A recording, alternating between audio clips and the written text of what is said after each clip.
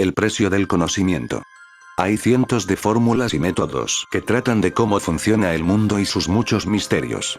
Matemáticos, filosóficos y científicos. Toma los que más te gusten y puede que te sirvan para contestar esos pequeños interrogantes que te hacen recapacitar y replantearte unos minutos. Pero aún no hay una forma para desenmarañar aquellos misterios que realmente remueven la curiosidad humana hasta sus raíces. O por lo menos aún no hay un método seguro para hacerlo. Belcebú no solo es un demonio que goza de masticar los cadáveres putrefactos de aquellos que venden su alma a Satanás.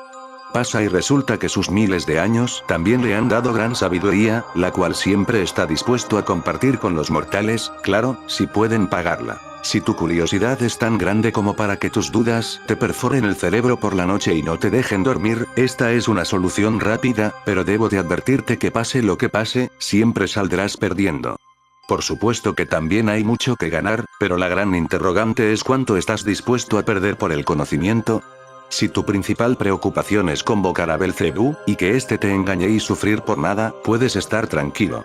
Pues Belcebú cobra caro porque lo que tiene de sanguinario lo tiene también de honesto. Para convocarlo necesitas 2 velas, no importa el tamaño, la forma ni el color, solo asegúrate de que puedas ver con la luz de la que te proveerán, algo con que encenderlas, un espejo de mano de buen tamaño, un cuchillo bien afilado, un martillo y un trozo de carne roja lo suficientemente podrida como para atraer moscas, ya que estás intentado atraer a la reina de todas. Debes de estar completamente solo en una habitación con puertas y ventanas cerradas.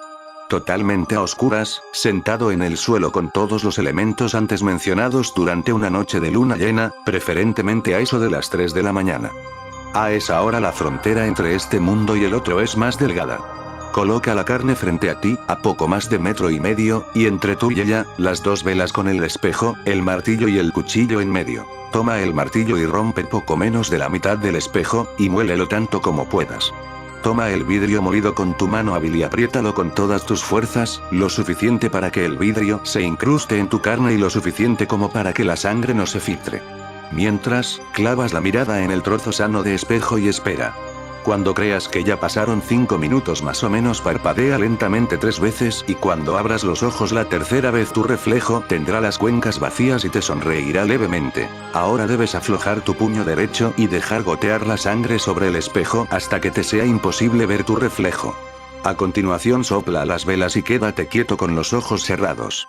Escucharás como el aleteo de las moscas que rondan el pedazo de carne se hace cada vez más fuerte, hasta el punto que pasa de ser solo molesto a ensordecedor y tan de repente como comenzó, cesará.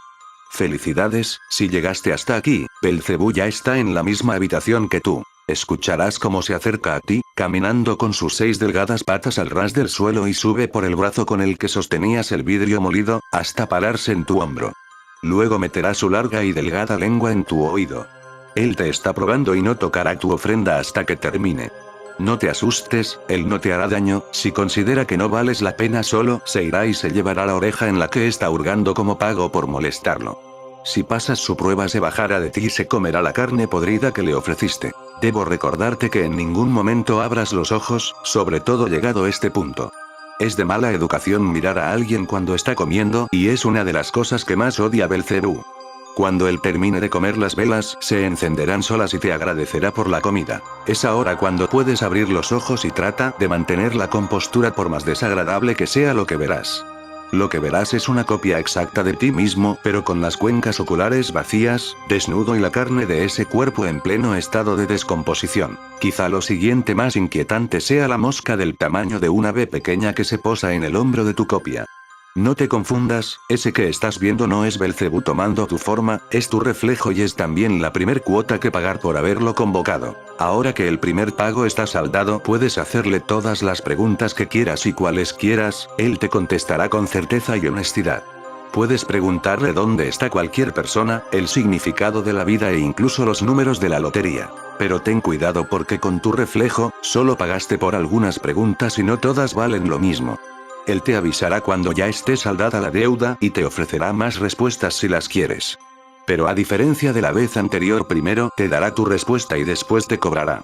Ten mucho cuidado porque nunca podrás estar seguro de cuánto vale la respuesta y Belcebú no te lo dirá hasta que cierres el trato y estés obligado a pagar. Si decidiste continuar él te pedirá algo después de cada pregunta que le hagas y sin importar que sea dáselo.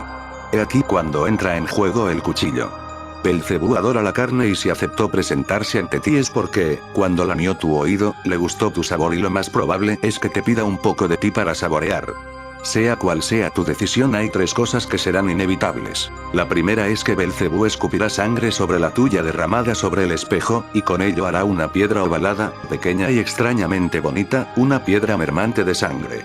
Él te la obsequiará, es como su tarjeta de presentación y de ahora en adelante estás en su lista de clientes permanentemente.